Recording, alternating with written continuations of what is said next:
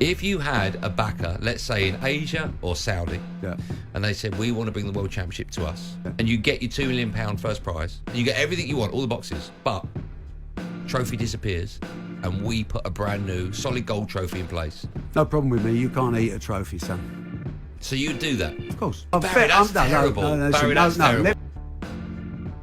We've got the World Snooker Championship on at the moment. And lots of talk this week has been about the future of the World Championship and whether or not it will be A, at Sheffield, and B, at the Crucible. I've heard you speak about it quite openly and honest as well, about the fact that if it's going to remain at the Crucible needs to be bigger.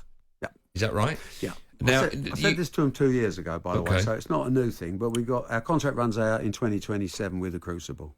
And we laid down the gauntlet and say, look, if you love us, buy me a bunch of flowers. Okay. Build me a new venue or an extender venue or whatever. Get a proper crowd. Let me ask this: as a snooker fan, talking to you directly, I'm very lucky that you've sat right in front of me, so I can ask you the questions on my mind. How realistic is it for a building like the Crucible to extend the capacity and make it round about 2,000? Because 2,000 is massive. Like Ali Pali's just under 2,500 for the Masters. So we're talking. It's not possible. Right. To, in my view, to do anything at all with the Crucible as it stands, existing building. We've got to be looking at another building in Sheffield, which we can name the Crucible, built with the same type of feel, but I think we need 2,500 to 3,000 seats to stand any chance of disregarding the type of offers we're getting from around the world. We've built this into a global event. A lot of people say to me, it can't be in the Crucible every year. Surely if it's the World Championship, it should go to Beijing one year and it should go to Saudi another year, it should go to Canvey Island. I don't know. We love the history that the Crucible's given us, but we have to live in the real world. And the real world in all sports comes down to money. But don't you think that a huge part of the reason which makes snooker great is because for 17 days between April and May, you have the World Championship in this unbelievably small and tight, wonderful venue. And I personally, as a snooker fan, right, because I've heard you talk about, it's a sport and these are people and they want to earn as much money as possible. And I'm like, well, the winner currently gets £500,000. That's a lot of money. No, it's not a lot of money in today's world of sport. It's not too. In the early 17 days work. Listen, even for 1 day's work, it's not necessarily a lot of money in today's world.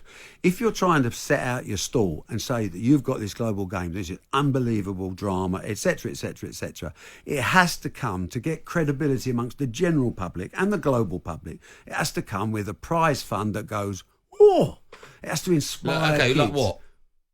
I think we should make the first prize £2 million as a minimum, and every player that makes it to the Crucible should be on a minimum of £100,000. Okay, how much money is involved in a World Snooker Tour for one season? What's the total prize money? Next year will be 20 million. Okay, is that not enough? No, what's enough? Do you know what? There's never enough. People talk about what's enough. You can't put a price on history. You can't put a price on people changing them and their families' lives forever. But isn't their life changed anyway? Yes, but it's not changed enough. It comes back to your question. What's enough? There is no limit. You can't go into sport promotion and have a limit because you get complacent. But why? Sloppy. And I'm playing devil's advocate here. Yeah. Actually, I'm not. I'm talking as a fan, right? Why can't you have that kind of prize money for other events around the world? Well, because it's not the World Championships. I know, but personally, I don't think the World Championships will be the World Championships if you take it out of Sheffield. It'll always be the World Championships. I don't know. Listen, if World Snooker Tour says it's a World Championship, trust me, it's the World Championship. Let me ask you this question, right? And you have to answer honestly. I always do. If you had a backer, let's say in Asia or Saudi, and they said, we want to bring the World Championship to us, and we're going to give you X, Y, and Z with regards to financial backing, and you get your £2 million. You have to answer honestly, and you get your £2 million first prize, and you get everything you want, all the boxes, but trophy disappears, and we put a brand new solid gold trophy in place. Totally different. No problem with me. You can't eat a trophy, son. So you'd do that? Of course.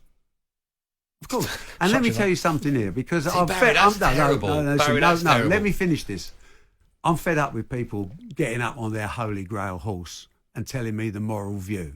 What I will tell you is, ask the question to the top 16 snooker players in the world, number 1 to number 16, and say, if we made the prize money 4 times, 5 times, whatever number, bigger than the Crucible, would you still want to play at the Crucible for the money you're getting today? I will tell you the answer. 16 out of 16 say, where's my airline ticket? Okay, but if you ask all kids growing up that are snooker fans or potential snooker fans, when you grow older, what do you want to lift above your head and where do you want to do it? No one would say a gold bowl in Saudi Arabia. They would all say the trophy that Joe Davis bought with the first prize money in 1927. Listen, you and I are never going to agree on this. At the end of the day, my job is a fiduciary duty to the players to give them the massive prize money that they deserve because of their excellence in their chosen sport. And if I don't give them the most that's out there, someone will replace me. Okay, we have to talk boxing in a moment because I'm going to let you go at 5. My last question to you, right? Do you think it will move? No. You think it will stay? Yes. And all I need is a council to come back to me with a plan to say how they're going to give me to. If you want to go out to dinner, you're going to pay the bill. Sheffield City Council have got 3 years to give me something where the backstage areas look passable, where the practice areas are great, where the customer experience can be better, and I can get enough money not to replace Saudis or Chinese. I'll never get enough of that, but just enough to make the difference to show that someone cares as much as me. Don't put all the blame on me. At the end of the day, we're in checkbook land, and sport globally is in that land, whether we like it or not. Sorry, so the Crucible, how many does it hold? 974, I think it is. No, 900 tickets. Wow. 895. I could sell 5,000 a day. Oh, Barry. Sorry. Right, get out. There speaks a man that knows the value of money. He doesn't know the value of snooker. No. But where you're wrong is what you say to kids. Yeah. You say that you get the Tiger Woods effect. Look at Tiger Woods. Not only does he win all the trophies and create history on his own, look at his lifestyle. I know, but Barry... He's got his houses, he's got his jets, Barry, he's got that. You don't want kids lifting up a trophy going, oh, I remember when... Oh, no one's won that before. It's me. I'm the first person. So what? Someone's got to be the first. That trophy... Someone's got... No. But I think society's changing as well. I don't think kids nowadays don't look at the legends that you're talking about. Barry, you know, I hope you lose in the first round of the US Open. No, to be honest with you, I probably will, but it won't do your argument any good.